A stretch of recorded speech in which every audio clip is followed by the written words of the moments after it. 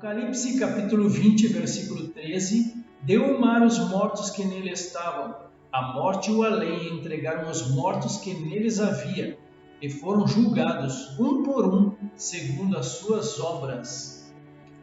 Aqui fala então da segunda ressurreição.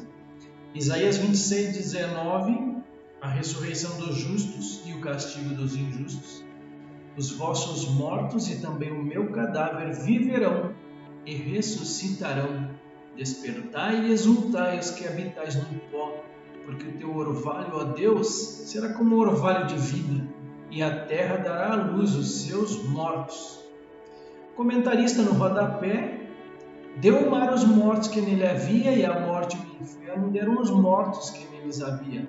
Aponta para o fato de que toda pessoa não redimida que tenha vivido confrontará o julgamento do grande trono branco. Ninguém será isentado. Foi feito o julgamento de cada um segundo as suas obras. Registra o fato de que esse julgamento não é arbitrário, mas baseado na justiça absoluta. Apocalipse 20, 14, então a morte e o inferno foram lançados para dentro do lago de fogo. Esta é a segunda morte, o lago de fogo.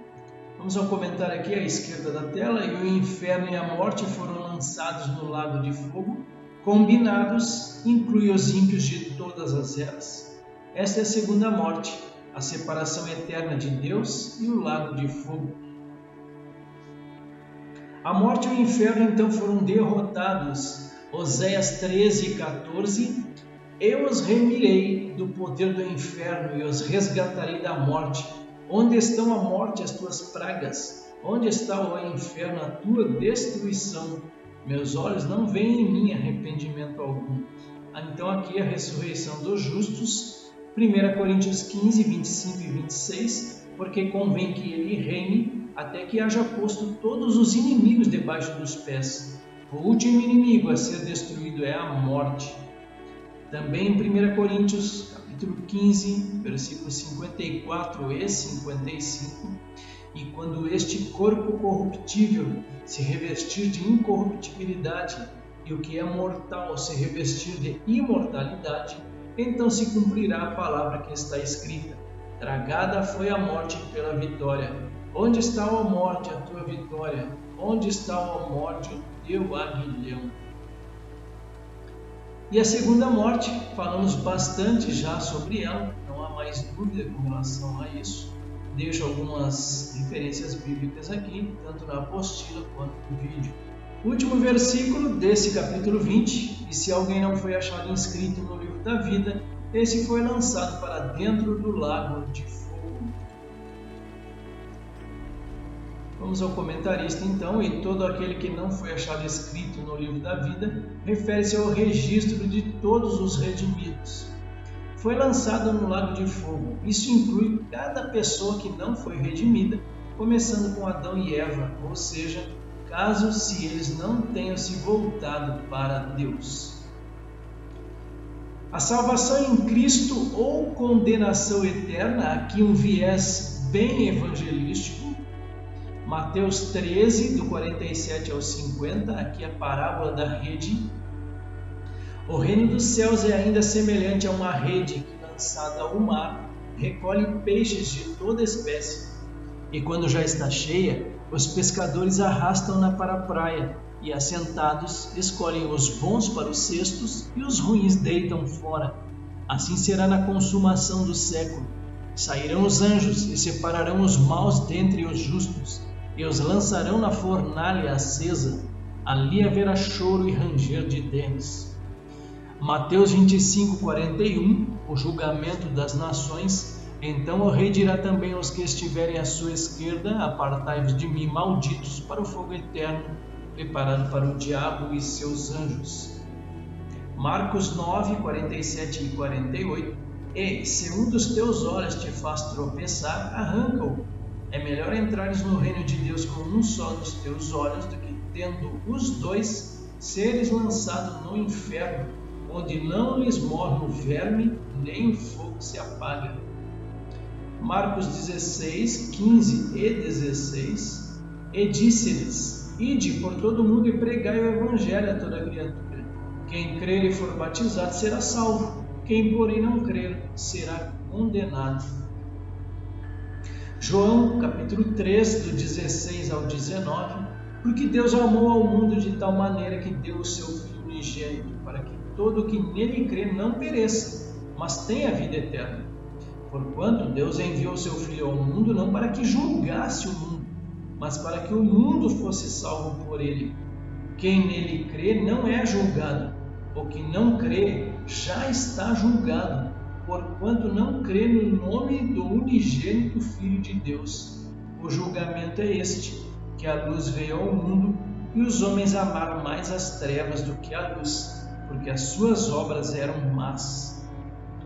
João capítulo 3 também, versículo 36, falando da rebeldia humana. Por isso, quem crê no Filho tem a vida eterna, o que todavia se mantém rebelde contra o Filho não verá a vida, mas sobre ele permanece a ira de Deus. Prosseguimos com este viés evangelístico, a salvação em Cristo ou condenação eterna. Hebreus capítulo 2, versículos 2 e 3. Se, pois, se tornou firme a palavra falada por meio de anjos, e toda transgressão ou desobediência recebeu justo castigo, como escaparemos nós se negligenciarmos tão grande salvação, a qual, tendo sido anunciada inicialmente pelo Senhor, foi-nos depois confirmada pelos que a ouviram. Hebreus também, capítulo 9, versículos 27 e 28. Após a morte física, vem o juízo de Deus, e assim, como os homens estão ordenados a morrerem uma só vez, vindo depois disto o juízo, assim também Cristo, tendo se oferecido uma vez para sempre, para tirar os pecados de muitos, aparecerá segunda vez sem pecado aos que o aguardam para a salvação. Ainda em Hebreus capítulo 12 agora, tende cuidado, não recuseis ao que fala, pois se não escaparam aqueles que recusaram ouvir quem divinamente os advertia sobre a terra, muito menos nós, os que nos desviamos daquele que dos céus nos adverte, aquele cuja voz abalou então a terra. Agora, porém, ele promete dizendo, ainda uma vez por todas, farei abalar não só a terra, mas também o céu. 1 João 5, versículos 11 e 12, e o testemunho é este, que Deus nos deu a vida eterna, e esta vida está no seu Filho. Aquele que tem o Filho tem a vida. Aquele que não tem o Filho de Deus não tem a vida. Sobre o juízo final ainda chegará o dia em que os homens da terra comparecerão diante do trono branco. Cristo se assentará como supremo juiz e, junto à igreja, julgará a humanidade. É importante realçar a figura do trono branco como o símbolo da justiça e da santidade do Altíssimo, enquanto os salvos se deleitarão no Senhor e reinarão com Cristo, aqueles que não foram achados seus nomes no livro da vida, atormentar-se-ão eternamente. Vivemos num tempo em que as pessoas não creem mais na prestação de contas que um dia os seres humanos farão a Deus, talvez devido ao predomínio das cosmovisões que colocam o ser humano como essencialmente bom em nossa cultura ocidental. É que a crença no céu como um lugar preparado por Deus para os seus filhos e no inferno como um lugar eterno de perdição não sejam levados a sério. Esse autor ele deixa algumas informações necessárias. A primeira, o julgamento que o Altíssimo conduzirá no final dos tempos, consoante as obras dos homens, chama-se juízo final. Segundo, antes de instaurar o juízo final, o Senhor julgará antecipadamente a besta, o falso profeta e o dragão. Terceiro, na instauração do juízo final teremos os seguintes símbolos: o trono branco, os tronos dos justos, o supremo juiz e os livros do juízo. Quarto, no juízo final os mortos, sejam grandes ou pequenos, estarão diante do trono branco. E 5, Embora não sejam pessoas, a morte e o inferno serão finalmente julgados. Eles simbolizam os dois grandes castigos perpetuados na humanidade.